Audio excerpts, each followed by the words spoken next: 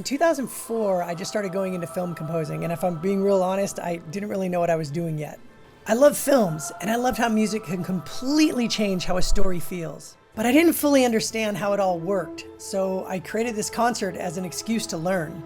The idea behind Symphony SOundtrack wasn't just to write music, it was to understand. Why do we love films so much? Why do certain scenes stay with us? Why do we feel connected to characters that aren't even real? And more importantly, what role does music play in all of that? Because when you really think about it, a lot of the emotional experience in a film comes through music. The tension, the joy, the excitement, the heartbreak. Music subtly guides how we feel. To do that, I reached out to the best film composers in Hollywood, from Elmer Bernstein to Rachel Portman to Hans Zimmer to John Debney, people I admired and revered that have been doing this at the highest level. And I would ask them simple questions. How do you approach a scene? What are you listening for? How do you know what the music should do? I was genuinely trying to understand, and I brought those ideas back into this concert. Each section of the concert explored different genres of film. Thrillers, romance, comedies, drama, sci-fi, action, western, you name it. Different musical languages for different emotional worlds. To bring this to life, we expanded the concert. I brought in a full orchestra, and before I knew it, we're now performing in front of the 2,500 seat hall in Benaroya. I was daunted on how to fill all those seats.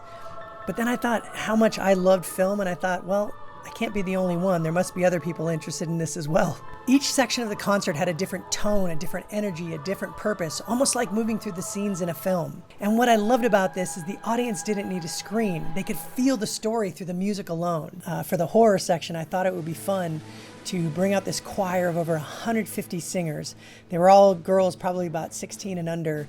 And I put them in black robes, had their music in black books, and they all took their shoes off, and then I brought lights and I projected them onto the audience, and so people couldn't see very well.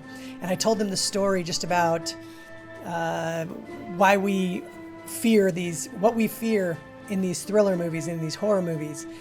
And then at the end, I turned out the lights. And because the light was in their eyes, their pupils all dilated really small. And then when we turned off the lights, and then as their eyes were adjusting, they saw 150 dismembered heads singing this horrific sounding cluster. Oh. Jason, Michael Myers, guys with hockey masks and chainsaws of the Texas Persuasion. They don't scare me that much. But you know what really chills me to the bone? When children are evil.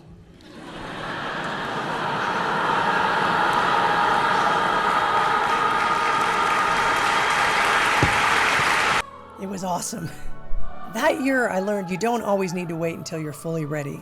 Sometimes the best way to learn is start before you fully understand what you're doing. Just walk into the fire. Ask questions, try things, make mistakes, just follow your curiosity. That concert was very special to me because it wasn't about figuring out film music, it was about beginning to understand it. Also, it was a leap where we went from a 550 seat venue to the 2,500 seat venue, and all of a sudden we became much bigger. And so did our fundraiser. That next year, something shifted again. I realized that while music is powerful, the stories behind the music is what people remember. And that's when the concerts really began to change. In 2005, we introduced the Symphony Thunder.